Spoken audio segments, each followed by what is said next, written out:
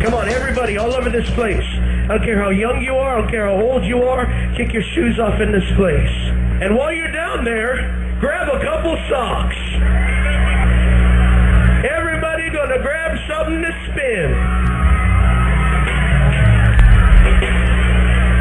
You guys ready? Adam, you guys ready? Go ahead, guys. Come on, put those things up.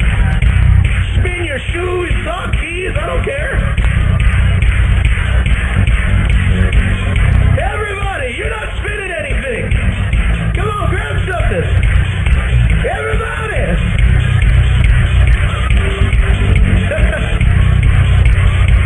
Yeah.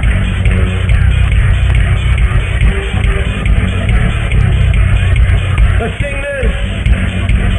You spin me right round, Jesus, right round, like a record, Jesus, right round, round, round. You spin me right round, Jesus, right round, like a record, Jesus, right round. Sing it out. Right round. You spin me right round, Jesus, right round, like a record, Jesus, little bit louder. You spin me.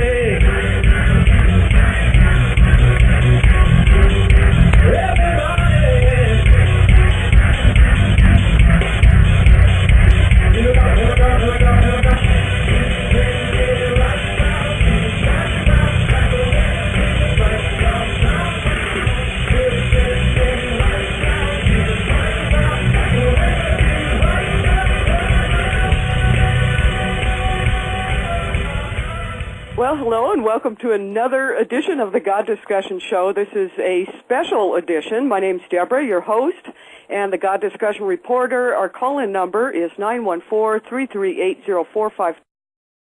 We've got a fantastic roster of guests tonight. The reason I played that ridiculous song in the beginning is that came from some church service. I have no idea what it was, but it seems as though there's been a lot of spin these days. That spin is directed towards atheists. It's directed towards secular people. It is directed towards our Constitution. And there was a 2007 survey conducted by the First Amendment Center, and they found that 65% of Americans believe that the nation's founders intended that the United States be a Christian nation, and 55% believe that the Constitution establishes a Christian nation. And, you know, these types of things are alarming, and that was back in 2007, and I suspect that the number may be even higher.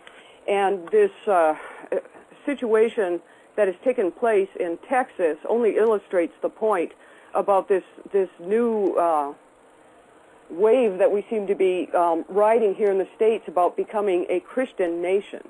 Now, our first guest, I'm just really thrilled to have, and I was just so glad when she said yes. Her name is Ellen Johnson, and she's the current executive director of a website and service called Enlighten the Vote. She was the past president of American Atheists, has twice testified before the United States Commission on Civil Rights. In 2002, she organized the Godless Americans March on Washington, and she was the organizer of the November 11, 2005 Atheists In Foxholes March on Washington. And that's just a little bit about what she's done. You've probably seen her on major radio and television programs, well, heard her on radio, including the Fox Network's Hannity and Combs, The O'Reilly Factor, Larry King Live, the CBS Early Show, Glenn Beck, and many others. So, Ellen, thank you so much for joining us tonight. My pleasure. I'm happy to be on with you. Well, so, you know, on God Discussion, the focus there is separation of church and state.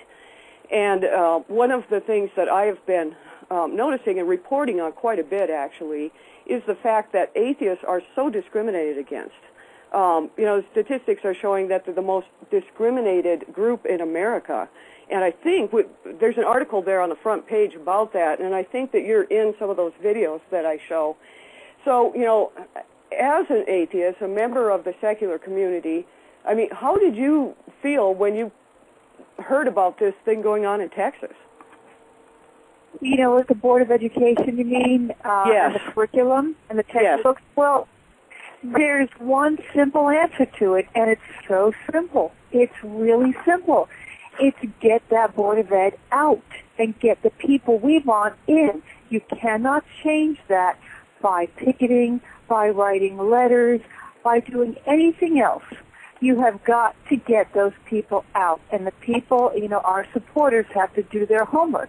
They have to get their hands dirty. They have to spend the money. They have to get out the votes, but they have to work real hard and get the Board of Ed members out. And it's very important for atheists or secularists or people who support the separation of state and church and the civil rights of atheists to get people into office, to get them on that Board of Education. That's the only way that that's going to change. So why aren't we doing that? That is what every other successful cause organization does. The religious care very much about what they want, and they're not afraid to get their hands dirty. They're not afraid to cough up the money and get people out, get them on school boards everywhere. That's exactly what we need to be doing.